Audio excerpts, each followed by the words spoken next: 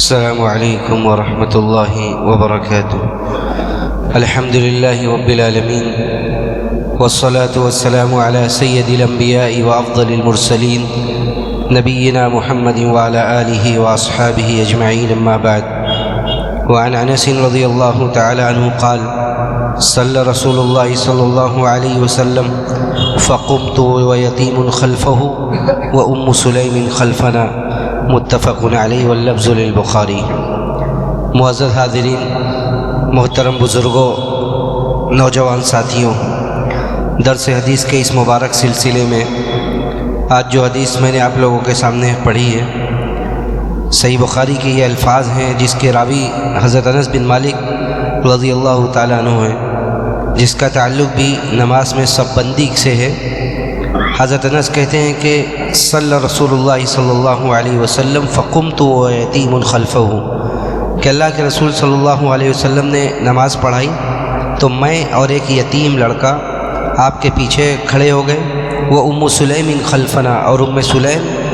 سلیم ہمارے پیچھے، یعنی ایک صف میں اللہ کے رسول صلی اللہ علیہ وسلم کے امامت میں ایک صف میں حضرت انس کے ساتھ ایک نابالغ لڑکا کھڑا ہو گیا اور ام سلیم ان دونوں کے پیچھے۔ اس حدیث سے کئی ایک باتیں ثابت ہوئیں۔ پہلی بات تو یہ کہ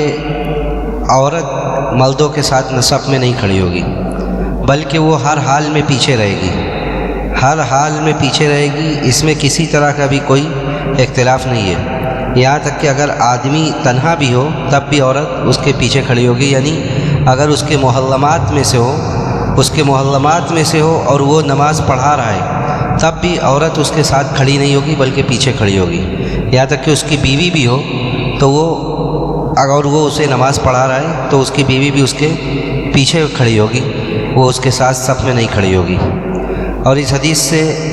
یہ بات بھی ثابت ہوئی کہ ایک نابالغ لڑکے کے ساتھ بھی صف بنانے کا اعتبار ہوگا، یعنی اگر صف میں کوئی نہیں ہے، آپ کے ساتھ ایک لڑکا ہے، ایک نابالغ لڑکا ہے، تو اس کے ساتھ بھی صف بندی کی جائے گی، اور اس سے یہ نہیں سمجھا جائے گا کہ آپ اکیلے ہیں، بلکہ وہ لڑکا آپ کے لیے ایک آدمی کے قائم مقام ہوگا اور اس کے ساتھ صف بنانا یہ درست ہوگا۔ اس لیے کہ یتیم کا مطلب یہ ہوا کہ وہ لڑکا جس کے بلوغت کے پہنچنے سے پہلے اس کے باپ کا انتقال ہو جائے۔ تو یہاں اللہ کے رسول صلی اللہ علیہ وسلم کے امامت میں حضرت انس نے اس کے ساتھ صف بنائی، یہ اس بات کی دلیل ہے کہ اس کے ساتھ صف بنانے سے نماز درست ہوگی اور اس کے صف کا اعتبار ہوگا۔ اگرچہ بعض لوگوں نے اس میں اختلاف کیا اور کہا کہ اس کی صف نفل نمازوں میں درست ہوگی، فرض نمازوں میں درست نہیں ہوگی،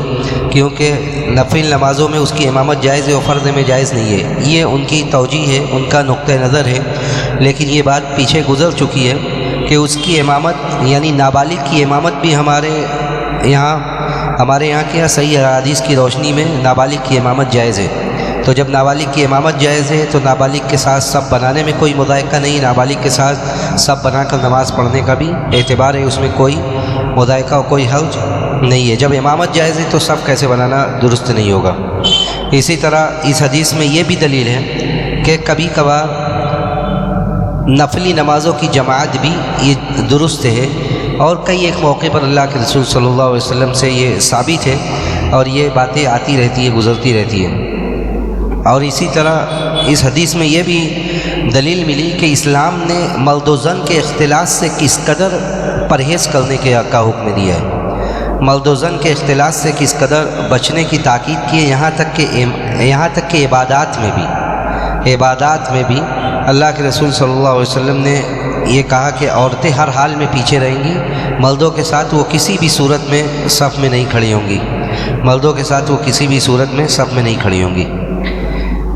اس کے بعد وعن ابی بکرۃ رضی اللہ تعالی عنہ انہ انتہى الى النبی صلی اللہ علیہ وسلم وهو راکع فرکع قبل ان یصل الى الصف فقال له النبی صلی اللہ علیہ وسلم زادک اللہ حرصا ولا تعود، رواہ البخاری۔ وزاد ابو داود فيه فرکع دون الصف ثم مشى الى الصف۔ وعن وابصة بن معبد الجهني أن رسول الله صلى الله عليه وسلم رأى رجلا يصلي خلف الصف وحده فأمره أن يعيد الصلاة، رواه أحمد وأبو داود، وله أن طلب لا صلاة لمنفرد خلف الصف۔ یہ ابو بکرہ رضی اللہ تعالیٰ عنہ سے مروی حدیث ہے جو اس مفہوم کی پہلی حدیث ہے۔ یہاں علامہ حافظ ابن حجر نے کئی ایک حدیثیں، ایک معنی کی کئی ایک حدیثیں جو آپس میں بظاہر آپس میں متعارض تھی، بظاہر آپس میں اختلاف تھا، ان ساری روایات کو یہاں پر انہوں نے جمع کر دیا۔ پہلی حدیث یہ ہے کہ ابو بکرہ رضی اللہ تعالیٰ عنہ اللہ کے رسول صلی اللہ علیہ وسلم نماز پڑھا رہے تھے، وہ پہنچتے ہیں اس حال میں کہ اللہ کے رسول رکوع میں تھے، وہ جہاں پہ رہتے ہیں وہیں پہ رکوع کر لیتے ہیں۔ صف میں پہنچنے سے پہلے ہی وہ اللہ کے رسول کو دیکھتے ہیں کہ وہ رکوع میں ہیں، تو اللہ کے رسول صلی اللہ علیہ وسلم کو رکوع میں دیکھتے ہوئے وہ بھی صف میں ملنے سے پہلے ہی رکوع میں چلے جاتے ہیں۔ تو اللہ کے رسول صلی اللہ علیہ وسلم اس کے بعد نماز کے بعد ان سے کہتے ہیں کہ اللہ تعالیٰ تمہارے حرص میں اضافہ کرے، لیکن اب آئندہ ایسا مت کرنا، یعنی اتنی سرعت، اتنی جلد بازی اور صف میں پہنچنے سے پہلے ہی رکوع کر لینا، یہ سب کام اب آئندہ سے مت کرنا۔ یہ پہلی حدیث ہے۔ دوسری ابو داؤد کی روایت میں یہ اضافہ ہے کہ انہوں نے رکوع میں پہنچنے سے پہلے ہی، انہوں نے صف میں پہنچنے سے پہلے ہی رکوع کر لیا، پھر رکوع کی حالت میں ہی چلتے چلتے صف تک پہنچے۔ یہ ابو داؤد کی روایت میں یہ اضافہ ہے۔ اس کے بعد تیسری روایت جو انہوں نے ذکر کی، اس میں یہ کہ اللہ کے رسول صلی اللہ علیہ وسلم نے ایک آدمی کو صف کے پیچھے تنہا نماز پڑھتے ہوئے دیکھا تو ان کو حکم دیا کہ نماز لوٹائیں، اور اس کے بعد چوتھی حدیث کے الفاظ ہیں، کہا آپ نے صلی اللہ علیہ وسلم نے کہ تنہا آدمی کی صف کے پیچھے نماز نہیں ہے، تنہا آدمی کی نماز نہیں ہے۔ اور اس کے بعد ایک روایت اور اضافہ کیا ہے ایک الفاظ، جس کا مطلب یہ ہے کہ آپ نے ان سے کہا کہ تم ان لوگوں کے ساتھ کیوں نہیں داخل ہو گئے، یعنی صف میں کیوں داخل نہیں ہو گئے، یا کسی آدمی کو تم نے آگے سے کھینچ کیوں نہیں لیا۔ یہ سارے الفاظ ہیں، پہلے مطلب اس کا دیکھتے ہیں، اس کے بعد حدیث پر بات ہوتی ہے انشاءاللہ۔ اس حدیث سے جو مسئلہ ثابت ہوتا ہے وہ مسئلہ یہ ہے کہ آدمی نماز پڑھتے ہوئے جب صف میں جائے تو کس طرح وہ نماز پڑھے گا، اور اگر وہ آئے مسجد میں اور کوئی صف میں لگنے والا نہ ہو تو کیا کرے گا۔ دیکھیے ابو بکرہ رضی اللہ تعالیٰ عنہ کی پہلی روایت جو ہے، پہلی حدیث جو ہے، جو میں نے پڑھا کہ ابو بکرہ نے صف میں پہنچنے سے پہلے ہی آپ نے رکوع کر لیا، یہ حدیث جمہور اہل علم کی، جو اہل علم کی اکثریت ہے، ان کی یہ دلیل ہے کہ منفرد کی نماز صف کے پیچھے یہ درست ہو جائے گی۔ اگر کوئی آدمی کبھی کسی وجہ سے اگر صف کے پیچھے تنہا نماز پڑھے گا تو اس کی نماز درست ہوگی، یہ جمہور اہل علم کا قول ہے۔ ان کی دلیل اور ان کی توجیہ یہ ہے کہ اللہ کے رسول صلی اللہ علیہ وسلم نے ابو بکرہ رضی اللہ تعالیٰ عنہ سے یہ کہا، ابو بکرہ نے صف میں پہنچنے سے پہلے ہی رکوع کر لیا، اور اللہ کے رسول صلی اللہ علیہ وسلم نے ان سے نماز کو لوٹانے کی کسی بھی روایت میں یہ تصریح نہیں ہے، یہ وضاحت نہیں ہے کہ آپ نے ان سے کہا کہ نماز دوبارہ لوٹاؤ، بلکہ آپ نے صرف انہیں تنبیہ کی، کہا کہ دیکھو اب آئندہ سے ایسا مت کرنا، اتنی جلد بازی اور صف میں پہنچنے سے پہلے رکوع مت کرنا۔ اگر نماز درست نہ ہوتی تو اللہ کے رسول صلی اللہ علیہ وسلم ان کو وہ نماز بھی دہرانے کا حکم دیتے۔ تو اللہ کے رسول نے مستقبل میں سدھار کے لیے انہیں تنبیہ کی، لیکن اس نماز کو دہرانے کی کہیں بھی بات نہیں کہی۔ تو جمہور اہل علم نے اس حدیث سے یہ کہا کہ اگر کسی وجہ سے کوئی آدمی صف کے پیچھے تنہا نماز پڑھ لے تو اس کی نماز درست ہے۔ دوسری طرف بعض ایسے علماء ہیں جو یہ کہتے ہیں کہ منفرد کی نماز، اکیلا آدمی اگر صف کے پیچھے، یعنی ایک صف لگی ہوئی اور بعد میں وہ آیا اور اکیلا اس نے نماز پڑھ لی تو اس کی نماز باطل ہے، اور ان لوگوں نے وہی حدیث سے استدلال کیا جو میں نے آخری حدیث پڑھی، جس میں یہ تھا کہ منفرد کی نماز اکیلے کی نماز صف کے پیچھے جائز نہیں ہے، باطل ہے۔ تو دیکھیے جہاں تک وہ روایت ہے کہ منفرد کی نماز اکیلے نہیں ہے، اس روایت کو اکثر اہل علم نے سخت ضعیف قرار دیا ہے، اور اس لیے اس مسئلے میں جو سب سے راجح بات ہے اور سب سے مناسب بات ہے کہ آدمی جب مسجد میں پہنچے اور صف لگی ہوئی ہے، ایک صف مکمل ہے، اگر وہ پہلی صف میں جگہ نہ پائے، جو صف مکمل ہے اس میں وہ جگہ نہ پائے، تو وہ ایسی حالت میں جب وہ پوری کوشش کرے اور جگہ نہ پائے اس کے بعد اس کے لیے کوئی اور آپشن اور کوئی اور موقع نہیں رہے گا سوائے اس کے کہ وہ اکیلا نماز پڑھے صف کے پیچھے، اور یہی بات درست ہے۔ اور ان احادیث کو اگرچہ اسے صحیح مان بھی لیا جائے تو ان احادیث کو ان حالات پر محمول کیا جائے گا، جیسے کہ ہمارے مساجد میں بعض موقعوں پر دیکھنے میں آتا ہے کہ نہیں پتہ لوگ کیا سمجھتے ہیں کہ صف میں 2-3 آدمیوں کی جگہ خالی رہے گی، لوگ آئیں گے اور آ کر پیچھے صف بنانا شروع کر دیں گے، کوئی نہیں رہے گا، بسا اوقات اکیلے کھڑے ہو جائیں گے۔ یہ تقصیر ہے، یہ کوتاہی ہے، یا آپ کے دماغ میں یا ایسے لوگوں کے دماغ میں کیا چل رہا ہے، وہ کس کے بغل میں نہیں کھڑے ہونا چاہتے، اس طرح کے ساری خرافاتوں کو نکال کر مسجد میں آنا چاہیے۔ آپ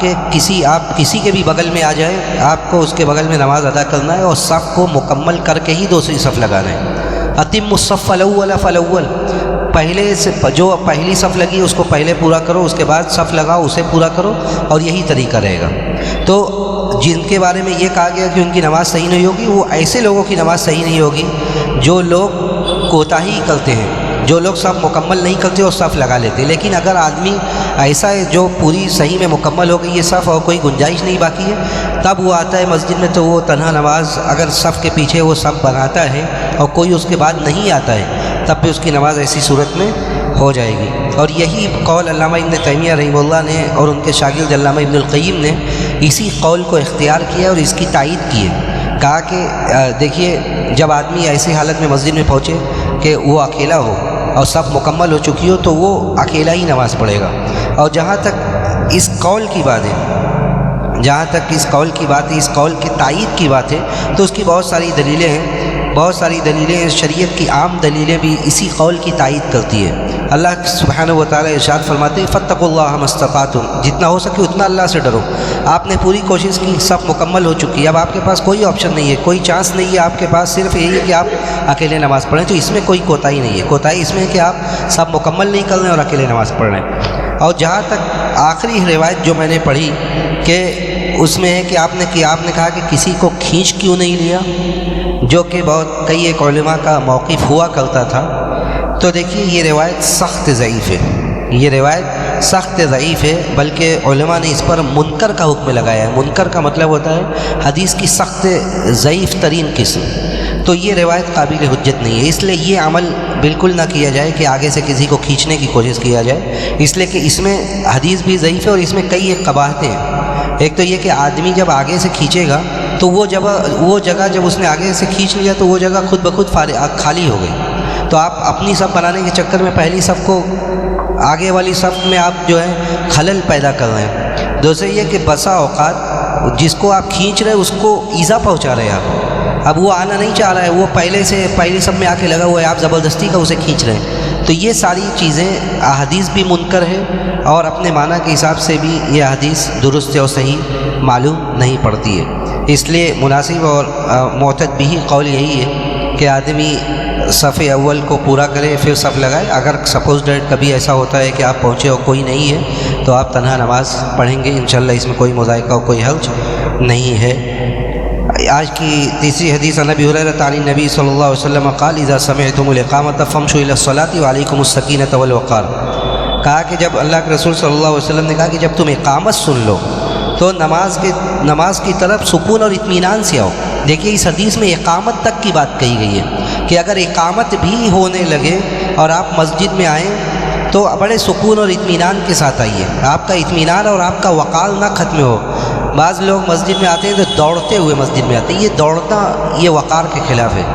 یہ دوڑنا وقار کے خلاف ہے۔ آپ بالکل سکون اور اطمینان سے آئیں، جلد بازی کا مظاہرہ نہ کریں، جو مل جائے نماز پڑھ لیں، جو چھوٹ جائے اسے پورا کر لیں۔ اسی حدیث میں آگے آتا ہے کہ ولا تسرعوا، جلد بازی نہ کیا کرو، فما ادرکتم فصلوا، جو مل جائے اسے پڑھ لو، فما فاتکم فاتموا، اور جو چھوٹ جائے اسے پورا کر لو۔ یہاں دو باتیں، پہلی بات تو یہ ہے کہ جو مل جائے۔ اب بعض ایک غلط فہمی جو رائج ہے ہم لوگوں کے ذہن میں اکثر و بیشتر کے دماغ میں، کہ بعض لوگ مسجد میں آتے ہیں، وہ دیکھتے ہیں کہ امام اگر رکوع میں چلا گیا، امام سجدے میں چلا گیا تو وہ کھڑے ہو کے معائنہ کرتے رہیں گے، سجدے میں نہیں جائیں گے۔ دماغ میں ان کے کیا چلتا ہے؟ دیکھیے ما ادرکتم فصلوا، جو مل جائے امام جہاں پر ہو وہیں سے آپ کو امام کو فالو کرنا ہے، وہیں سے آپ کو امام کے ساتھ لگ جانا ہے۔ یہ نہیں کہ جب دوبارہ امام قیام میں آئے گا، کھڑا ہوگا، تب آپ امام کے ساتھ لگیں گے، ایسا کچھ نہیں ہے، بلکہ آپ کو امام جس حالت میں مل جائے اسی حالت میں آپ امام کے ساتھ مل جائیے۔ سجدہ یہ بذات خود کتنی بڑی عبادت ہے. آپ سجدے میں جائیے، اللہ کی تسبیح بیان کیجئے، دعا کیجئے، تو ایک سجدہ بھی بسا اوقات آپ کے معافی کا ذریعہ بن سکتا ہے. اس لیے یہ کھڑے ہو کے انتظار کرنا یہ کہیں کسی روایت میں ایسا نہیں ہے. آپ جہاں پہ امام آپ کو مل جائے وہاں سے امام کو آپ فالو کرنا شروع کیجئے، اور جو چھوٹ گئی ہے نماز، جو رکعت چھوٹ گئی اس کو بعد میں پورا کر لیجئے. تو اس حدیث میں اللہ کے رسول صلی اللہ علیہ وسلم نے کہا کہ اقامت تک ہونے لگے، اگر تکبیر اولیٰ بھی فوت ہونے کا خطرہ ہو تب بھی آپ دوڑ کے مت آئیے، رکعت بھی چھوٹنے کا خطرہ ہو تب بھی دوڑ کے مت آئیے، بلکہ آرام سے آئیے. ولا تسرعوا، نہیں کسے گا کہ جلدی بازی مت کرو. اور دوسری بات یہ اس حدیث میں یہ ہے کہ جو نماز آپ کو ملی ہے وہ نماز کون سی ہے. یعنی جو نماز آپ کو مل گئی، جو جیسے مثال کے طور پہ ہم تیسری رکعت میں آئے، ظہر کی تیسری رکعت میں ہم آئے، تو یہ تیسری رکعت ہماری کون سی رکعت ہوگی؟ تو دیکھیے واجب بات یہ کہ ہماری وہ پہلی رکعت ہوگی. امام کے ساتھ جو ہم نے نماز ملی ہمیں پہلی رکعت، وہی ہماری پہلی رکعت ہے، وہی ہماری پہلی رکعت ہے. اور اس میں ائمہ ثلاثہ، 3 امام ابو حنیفہ کے علاوہ سارے امام اسی کے قائل ہیں کہ وہ اس کی پہلی رکعت ہے. سوائے ابو حنیفہ رحمہ اللہ یہ کہتے ہیں کہ حدیث کے بعض لفظ میں آتا ہے قضا کا لفظ ہے کہ وہ قضا کرے گا. دیکھیے اتمام اور قضا میں عربی میں کوئی فرق نہیں تھا، قرآن کے زبان میں کوئی فرق نہیں، یہ بعد میں فقہا نے فرق کیا ہے. فَإِذَا قُضِيَتِ الصَّلَاةُ، نماز جب ختم ہو جائے، تو اتمام اور قضا یہ دونوں ایک معنی میں، اس میں فقہا نے بعد میں فرق کیا ہے. تو آپ نے جو نماز آپ کو ملی وہی آپ کی پہلی رکعت ہے، اسی کو آپ پہلی رکعت سمجھ کر نماز کو اسی حساب سے پورا کریں گے. اس میں کیا وہ اس کے بتانے کا فائدہ کیا ہے؟ بتانے کا فائدہ یہ کہ آپ 4 رکعت، مثال کے طور پر آپ ظہر کی 4 رکعت ہے، آپ کو دوسری رکعت ملی ہے، تو دوسری رکعت ملی ہے وہ آپ کی پہلی رکعت ہوئی. امام کے ساتھ جو آپ نے پڑھا وہ پہلی رکعت ہوئی، اس میں آپ نے سورہ فاتحہ کے ساتھ کوئی سورہ پڑھ لیا. اس کے بعد جو آپ نے جب اسے پورا کیا، اسے جو آپ نے پورا کیا، جو چھوٹی آپ کی وہ آپ کی پہلی رکعت نہیں تھی، جو آپ نے امام کے ساتھ پڑھا ہے وہ آپ کی پہلی رکعت تھی. تو اسی طرح سارے مسائل اور ساری نمازوں کو اسی پر قیاس کیا جائے گا، اور یہی بات راجح ہے. اللہ کے رسول صلی اللہ علیہ وسلم کی حدیث سے یہی ثابت ہوتا ہے. ہم اللہ سبحانہ و تعالیٰ سے یہی دعا کرتے ہیں کہ اللہ رب العالمین ہمیں حدیث کو پڑھنے، اس کو سمجھنے اور اس پر عمل کرنے کی توفیق نصیب فرمائے.